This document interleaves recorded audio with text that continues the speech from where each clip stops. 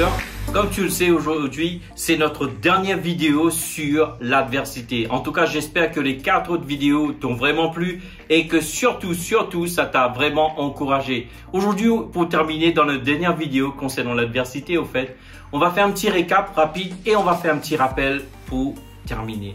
Ok? Déjà, la première vidéo, qu'est-ce qu'on a abordé?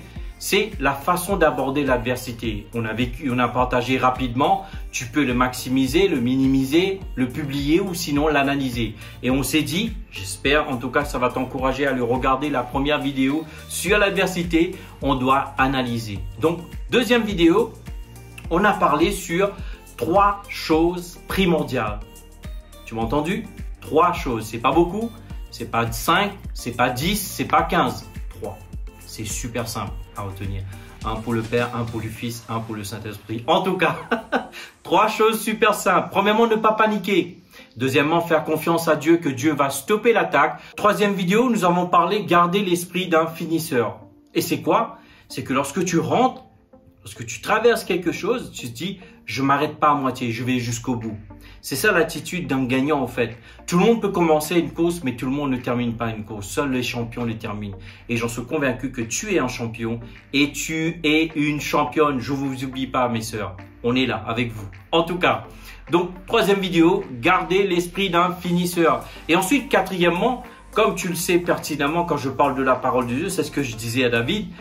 Des fois, je peux parler toute la journée, toute une nuit. En tout cas, c'était quoi la 4e vidéo? On a parlé sur le fait de s'imprégner de la parole de Dieu. Ok?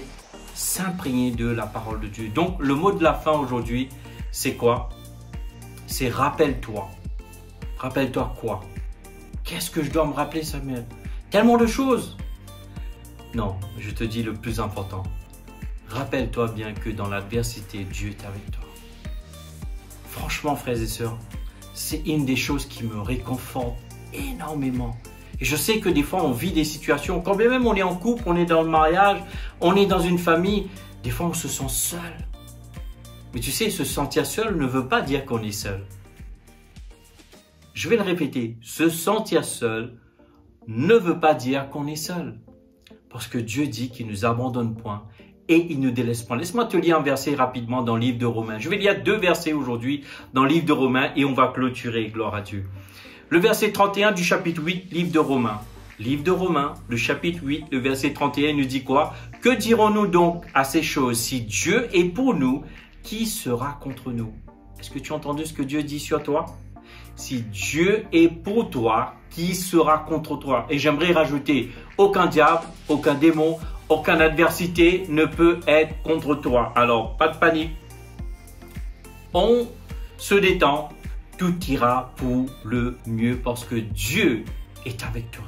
C'est le dernier rappel que je vais donner sur cette vidéo concernant l'adversité. Dieu est avec toi. Ensuite, le verset 37, rapidement, il nous dit quoi au fait? Le verset 37 du chapitre 8, livre de Romains, il dit « Au contraire, dans toutes ces choses, nous sommes plus que vainqueurs par celui qui nous a aimés. » Nous sommes plus que vainqueurs. Tu ne peux pas être vainqueur sans combat.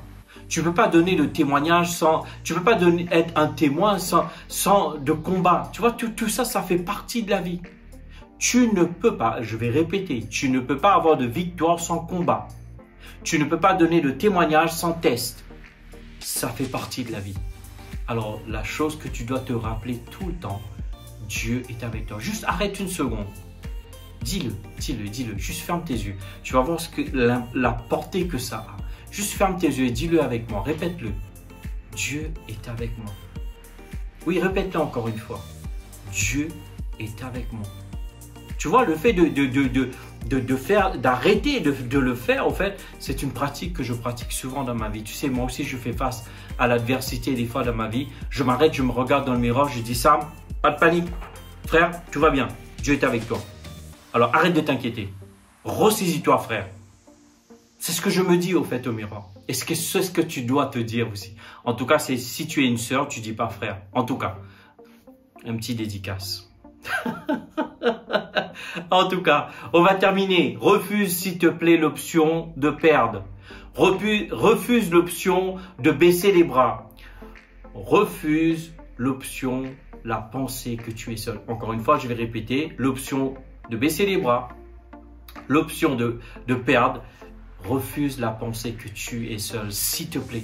Je vais terminer avec ça. Dis-toi bien, ce n'est qu'une étape, une saison. Cela ne va pas durer éternellement, l'adversité. C'est une étape. Il dit que, Psaume 23, le verset 4, je te le dis rapidement, lorsque je marche au travers de la vallée de l'ombre de la mort. Remarquez bien, beaucoup mettent des tentes et ils campent. La parole de Dieu ne dit pas campe dans la vallée. Il dit c'est une traversée au fait. C'est juste une étape. T'inquiète pas. Pour le mieux. En tout cas, vraiment, je te remercie de tout cœur. Merci pour ton temps, merci pour les commentaires et surtout, n'oublie pas, abonne-toi à la chaîne et invite aussi tes amis à s'abonner. Je te dis à très bientôt.